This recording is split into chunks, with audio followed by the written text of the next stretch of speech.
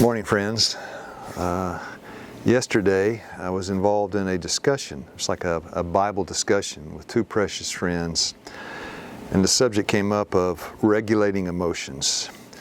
And I was just listening. It was a young man and a young lady. One was talking about the difficulties in regulating emotions, and the other one was saying, it's very difficult to keep our emotions under control. Dear friends, God gave us emotions. He gave us emotions and He gave us feelings, and they serve a purpose. I'll give you just one example. I was in the Philippines. It's a country in Southeast Asia. Now, we didn't have cell phones back then. This is in the early days, 1996, 97. Didn't have a cell phone and didn't have any way to communicate, no email. So Darlene was flying over. I was going to meet her at the pier in this port in this country. And the boat came in. It was 9 o'clock that morning. She was supposed to be on that boat. I was at the pier. I was waiting for my wife, who I hadn't seen in a while, and just praying that she would get there safely. And the boat arrived. My wife was not on it. And I wasn't sure what to do, but there were like 5 boats that day. So I'm at the 10 o'clock boat. My wife was not on it. And these are fast ferry boats that shuttle between islands. Darlene landed at the airport in Manila, and it was supposed to be on the boat. And then she wasn't on the second, third, the fourth boat either. And then it was the last boat of the day. I was standing on the dock praying for my wife. Then the boat was pulled up. It cruised into the port. And I was just, looking for my wife intently, because inside it says it's a glass encased deck. I could see the passengers inside. And I was just peering around for the face of my wife. And then, friends, I spotted her. She was peering around out through the glass looking for me. And Philippines, folks are kind of short. And I was kind of tall, so I stuck out. I remember as I looked for her, and then I saw her looking at me. Dear friends, my heart began to sing. My wife was on the boat, safe and at home, and my heart began to sing. That was an emotion, that was a feeling, and God built that into our hearts. That is absolutely appropriate when something like that happens to feel good, right?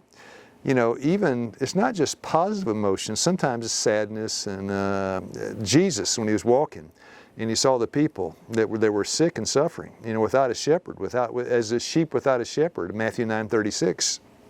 He was moved with compassion. Compassion is a feeling. It's an emotion. Sympathy is a feeling. It's an emotion. God gave us these things, and He wants us to employ them rightly. So when you talk about regulating emotions, really, you need to we need to understand, me too, I struggle with these things too, because feelings and emotions go up and down every day, and we all have them, right? The danger is if we're ruled by our feelings and emotions, that opens us up to depression, anxiety, stress, panic attacks. Because I worked for more than 2 decades with people that were suffering from stress, sometimes debilitating stress. And their emotions and feelings were on the roller coaster like everybody. We face these things in our day-to-day life. But they were controlled by their emotions and feelings. So when they felt good, life was good. But when they had a down day, they couldn't get out of the bed. That's the problem. If you do not know about the principle of 2 Corinthians 5:7, walk by faith and not by sight. You can't trust your feelings and emotions regarding the truth.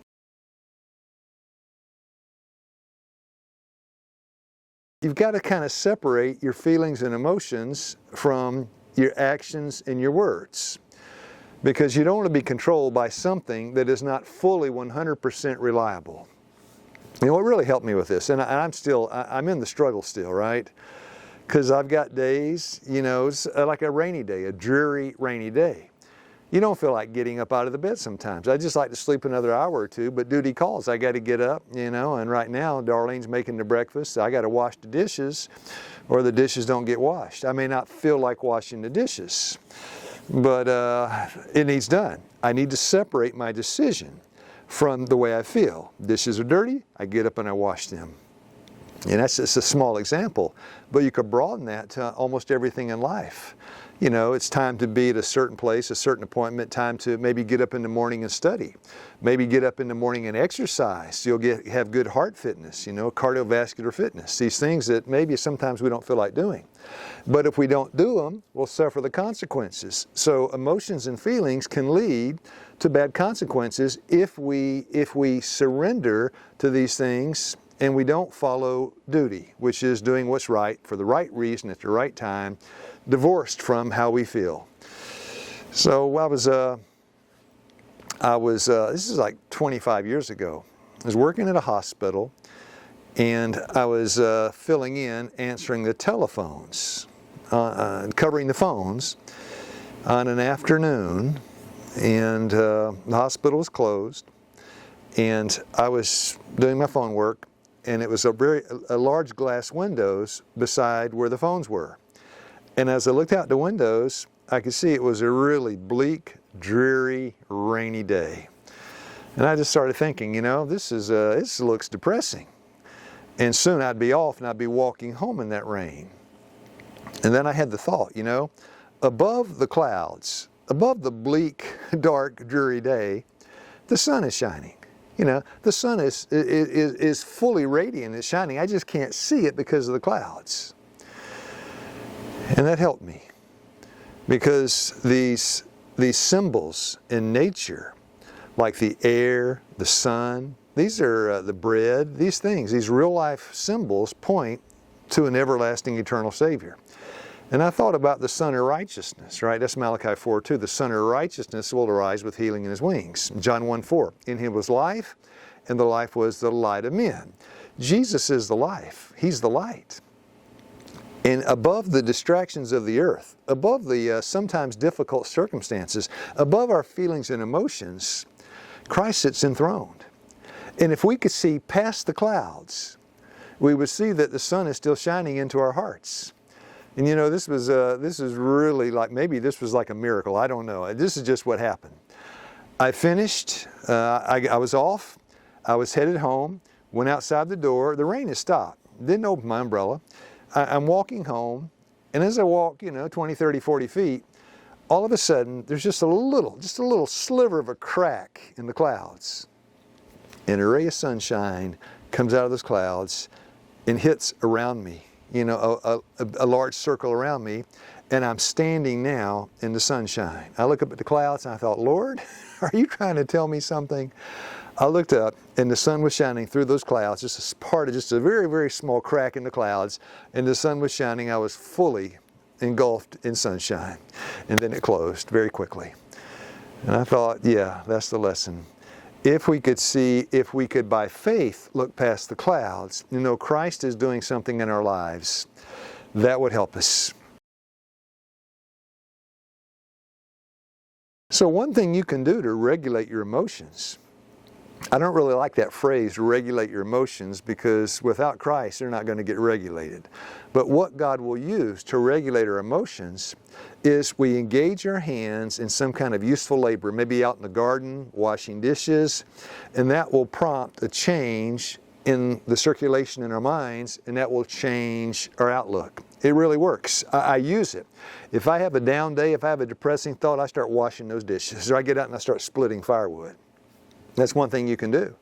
And you also, we acknowledge that our five senses, what we hear, see, taste, touch, and smell, it shapes how we think. In beholding, we're changed, 2 Corinthians 3:18. You know, so you have to be careful what you put in your mind.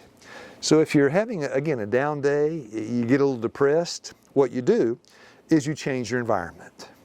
And when you change your environment, that will change the input. I mean, you change the input, it'll change the output, and it really will work.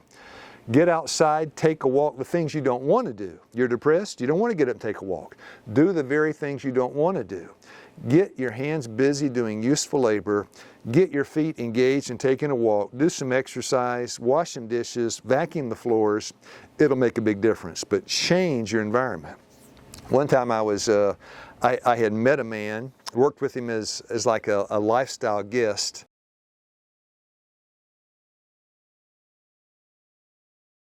And we had a nice relationship when he was there. He left, and maybe 6 months later he called me. He said, "Lou," I recognized his voice, and I said, "Hey." He said, "Lou." I said, "Yeah, how you doing?" He said, "Well, not doing so well. I'm thinking about killing myself." First question, "Where are you at?" He said, "The casino in Las Vegas." I said, "First thing you do, you get out of there. Just get out of there fast."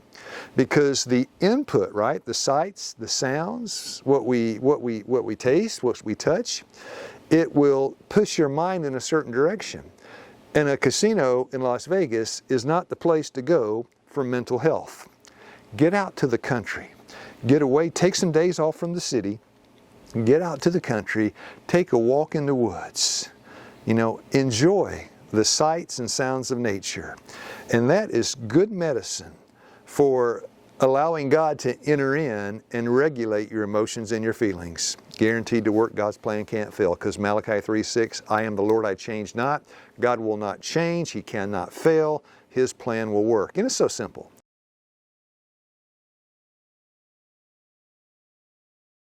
So may God bless you today. Help us by God's grace to take hold of our lives and not be influenced by the emotions and feelings that God has given us to bless us and help us. You have a nice day.